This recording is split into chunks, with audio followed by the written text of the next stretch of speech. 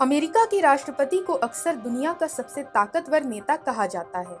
America के अगले राष्ट्रपति, चाहे वो डोनाल्ड ट्रंप बने या कमला हैरिस, वे दुनिया के सबसे ताकतवर पदों में से एक पर काबिज होंगे। इन सब के बीच पूर्व राष्ट्रपति डोनाल्ड ट्रंप और मौजूदा उपराष्ट्रपति कमला हैरिस के बीच कांटे की टक्कर देखने को मिल रही है। ऐसे में इन दोनों में से जो भी अमेरिका का राष्ट्रपति बनेगा, वो 20 जनवरी 2025 को 4 साल के लिए पदभार ग्रहण करेगा।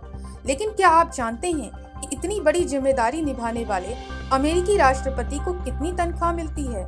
सिर्फ सैलरी ही नहीं, बल्कि अमेरिकी राष्ट्रपति को कई और भत्ते और सुविधाएं भी मिलती हैं। अगर भत्ते और वेतन को जोड़ लिया जाए तो अमेरिकी राष्ट्रपति को मिलने वाली रकम कई लोगों को हैरान कर सकती है।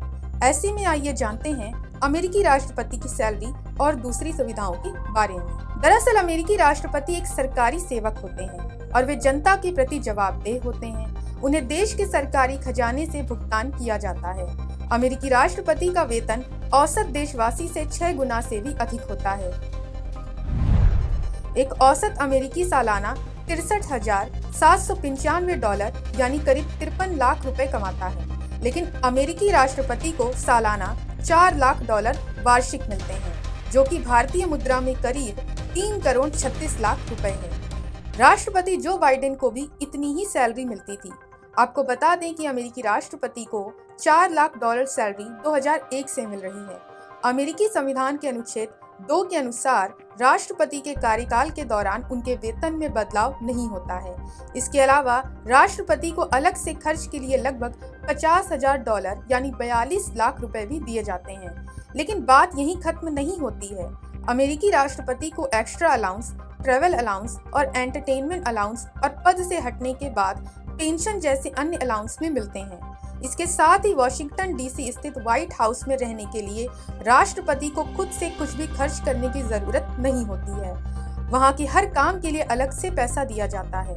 जब राष्ट्रपति व्हाइट हाउस में शिफ्ट होते हैं तो उन्हें $1 लाख यानी 84 लाख रुपए मिलते हैं, जिसका इस्तेमाल व्हाइट हाउस को सजाने के लिए कर सकते हैं।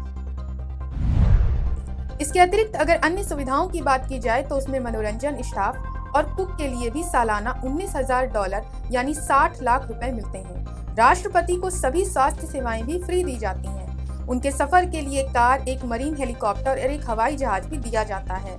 इस तरह सभी भत्तों को मिलाकर अमेरिकी राष्ट्रपति को हर साल कुल $5,69,000 यानी 4 करोड़ 78 लाख रुपए मिलते हैं। अमेरिकी कानून के मुताबिक $50,000 भत्ता में से जो राशि खर्च नहीं होती है, उसे सरकारी खजाने में वापस जमा कराना होता है।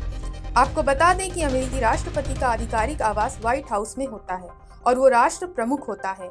एक रिपोर्ट के अनुसार हर एक चुने गए राष्ट्रपति को व्हाइट हाउस को सजाने के लिए भी $10 लाख यानी लगभग 84 लाख रुपए मिलते हैं। हालांकि बराक ओबामा जैसे कई राष्ट्रपतियों ने इस पैसे का इस्तेमाल नहीं किया है और व्हाइट हाउस को सजाने के लिए अपने निजी पैसे खर्च किए थे। फिलहाल इस समय पूरी दुनिया का ध्यान इस बात पर है कि अमेरिका में राष्ट्रपति आखिर कौन चुना जाएगा और अमेरिका में शासन की बागडोर कौन संभालेगा। वैसे तो आमतौर पर विजेता का ऐलान मतदान की रात को ही हो जाता है, लेकिन 2020 में वोटों की गिनती में कुछ दिन लग गए थे। ऐसे में अगर नया राष्ट्रपति चुना जाता है तो चुनाव के बाद की कुछ अवधि, जो कि ट्रांजिशन कहलाती है, उसके दौरान नई प्रशासन को कैबिनेट मंत्रियों की नियुक्ति करने और नए कार्यकाल के लिए योजना बनाने का समय दिया जाएगा। परंपरा के अनुसार नवनिर्वाचित राष्ट्रपति 20 जनवरी 2025 को 4 साल के लिए पदभार ग्रहण करेंगे। इस प्रक्रिया को इनॉग्रेशन कहते हैं। ये वॉशिंगटन डीसी स्थित कैपिटल बिल्डिंग की सीढ़ियों पर होता है। आपको बता दें कि अमेरिका का राष्ट्रपति न केवल अपने देश के लिए बल्कि अंतर्राष्ट्रीय स्तर पर और भू राजनीतिक मामलों में भी निर्णायक होता है। अमेरिका के राष्ट्रपति को दुनिया के सबसे शक्तिशाली लोगों में से एक माना जाता है। अब ऐसे में यहाँ मुख्य रूप से देखने वाली बात ये है कि अमेरिका को कमला हैरिस के रूप में पहली महिला राष्ट्रपति मिलेंगी या डोनाल्ड ट्रंप वापसी करेंगे। Bureau report, Punjab Kesari TV.